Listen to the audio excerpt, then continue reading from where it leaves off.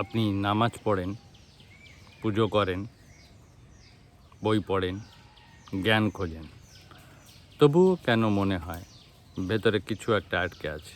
কারণ আপনি অজান্তেই গণ্ডির ভিতরে জ্ঞান খুঁজছেন। আর গণ্ডির ভেতরে দাঁড়িয়ে কখনো আকাশ দেখা যায় না।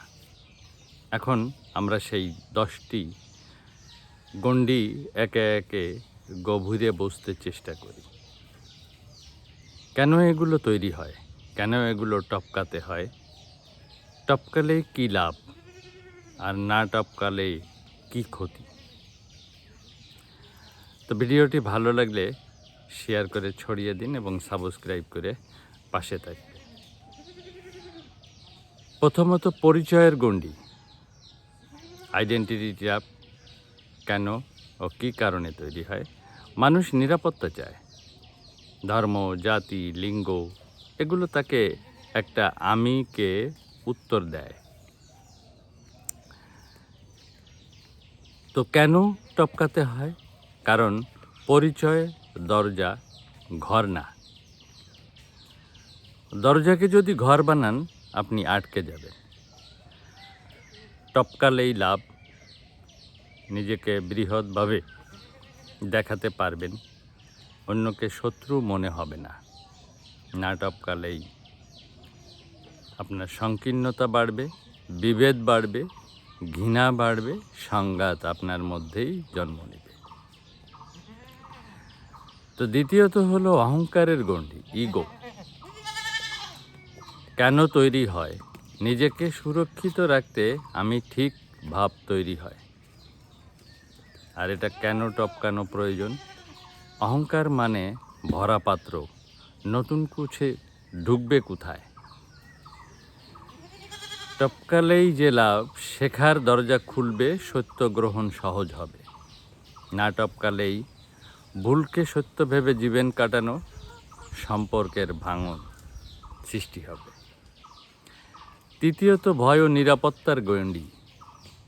কেন তৈরি হয়? মানুষ অজানাকে ভয় পায়, সমাজ হারানোর ভয়, বন্ধুত্ব হারানোর ভয়, সম্পর্ক হারানোর ভয়। আর এটা কেন টপকাতে হয়? ভয়ের ভিতর সত্য ঢুকতে পারে না। তাই টপকালেই স্বাধীনতার চিন্তা, মানে স্বাধীন চিন্তার লাভ হয়, সাহসী সিদ্ধান্তের লাভ হয়। না টপকালেই সারা জীবন কী হতো যদি, আফসোস, এগুলোই ক্ষতির কারণ। নিজের সত্য কখনো জানা হয় না, সেটাও ক্ষতি।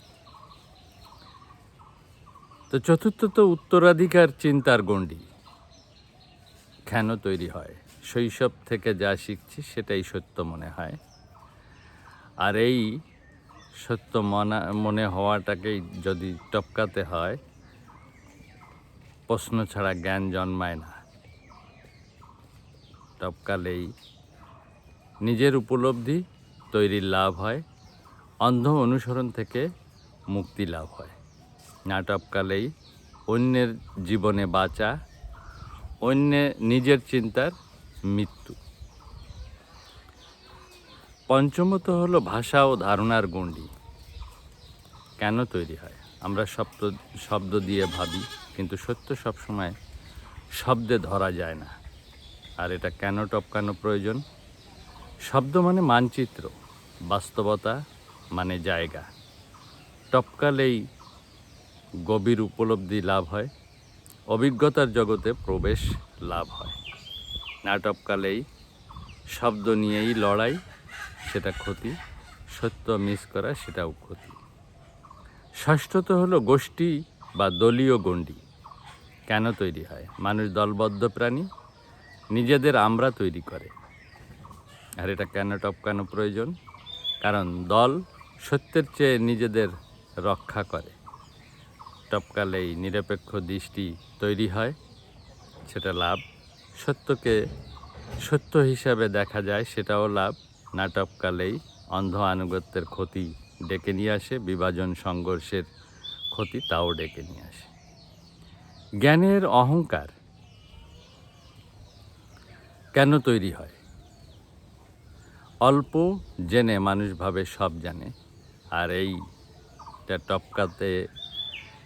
টপকালেই জ্ঞান যদি বিনয় না আসে সেটা অজ্ঞতা, আর গভীর জ্ঞান টপকালেই লাভ, নতুন শেখার আগ্রহ সেটাও লাভ, আর না টপকালে স্থবিরতা, ক্ষতি, ভুল আত্মবিশ্বাসের ক্ষতি, এগুলো জড়িয়ে ধরে। অষ্টমত, অভ্যাস ও সংস্কারের গণ্ডি কেন তৈরি হয়? বারবার একইভাবে ভাবতে ভাবতে সেটা স্বাভাবিক হয়ে যায়, একই জিনিস বারবার করা। এটা কেন টপকানো প্রয়োজন? কারণ অভ্যাস সমান সমান অদৃশ্য কারাগার। টপকালেই নতুনভাবে দেখার সৌভাগ্য হয়, সেটা লাভ। পরিবর্তনের ক্ষমতা বৃদ্ধি পায়, সেটাও লাভ। আর না টপকালেই একই ভুল বারবার এর মতো ক্ষতি আসে, উন্নতি থেমে যাওয়ার মতো ক্ষতি আসে। নবমত, লাভ ক্ষতির গণ্ডি কেন তৈরি হয়? স্বার্থ জড়িত থাকলে সত্য বিকৃত হয়, আর এটা টপকানো খুবই জরুরি। সত্য আর সুবিধা একসাথে এক সময় পাওয়া যায় না, বা সব সময় পাওয়া যায় না। টপকালেই নৈতিক শক্তি বৃদ্ধি লাভ হয়, পরিষ্কার সিদ্ধান্ত নিতে সক্ষমতা লাভ হয়, আর না টপকালেই আত্মপ্রবঞ্চনার মতো ক্ষতি আসে, বিশ্বাসযোগ্যতা হারানোর মতো ক্ষতিও আঁকড়ে ধরে। দশমত, আধ্যাত্মিক ভ্রমের গণ্ডি কেন তৈরি হয়? মানুষ দ্রুত পৌঁছে গেছি ভাবতে চায়, আর এটা টপকানো প্রয়োজন